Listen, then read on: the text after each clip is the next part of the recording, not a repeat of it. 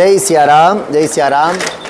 અમે અહીંયા આંધ્રપ્રદેશમાં કાકીનાડાની અંદર આ નાદીપતિ ગૌશાલા છે એની અંદર અહીંયા આવ્યા છીએ. અમે આજથી 8 મહિના પહેલાં પણ અહીંયાથી અમે ગૌ માતા અને નંદી મહારાજ અહીંયાથી લઈને ગયા હતા. નાદીપતિ ગૌશાલાના ડૉક્ટર કૃષ્ણમ રાજુ જે છે એમને આખા વર્લ્ડમાં એક દુર્લભ ગૌ માતાનું નિર્માણ કર્યું છે, જેની અંદર 3 પ્રકારની નાની નાની ગાયોમાંથી રૂપાંતરિત કર્યા છે.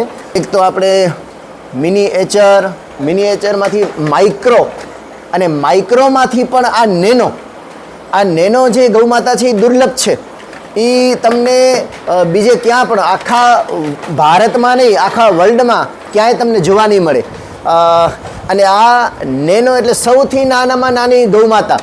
અત્યારે આ જે ગૌમાતા છે એ કોઈ 8 મહિનાની કે એક વર્ષની પણ આ ગૌમાતા છે, જે એકદમ 1.5 થી 2 ફૂટની પણ માંડ છે. અત્યારે એકદમ 1.5 ફૂટની છે, આ વધારે 2 ફૂટની થાય. આ એકદમ દુર્લભ ગૌમાતા છે. અને બધી દેશી, જેની અંદર આ જે કુંદ કહેવાય, આ જે કુંદ છે એ દેશી ગૌવંશ કહેવાય. ઘરની અંદર ગૌમાતા બિરાજમાન કરવા હોય એ આવી નેનો ગૌમાતા પણ પોતાના ઘરની અંદર રાખી શકે છે.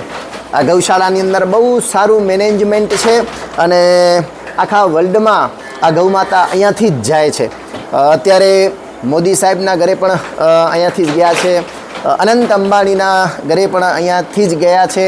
ત્યાર પછી બાગેશ્વર ધામ છે, પતંજલિ યોગપીઠ છે, જેટલા પણ મોટા મોટા ભારત વંશમાં આશ્રમો છે, સાધુ સંતો છે, એ પણ હવે આ ગૌમાતા એમને ત્યાં રાખે છે.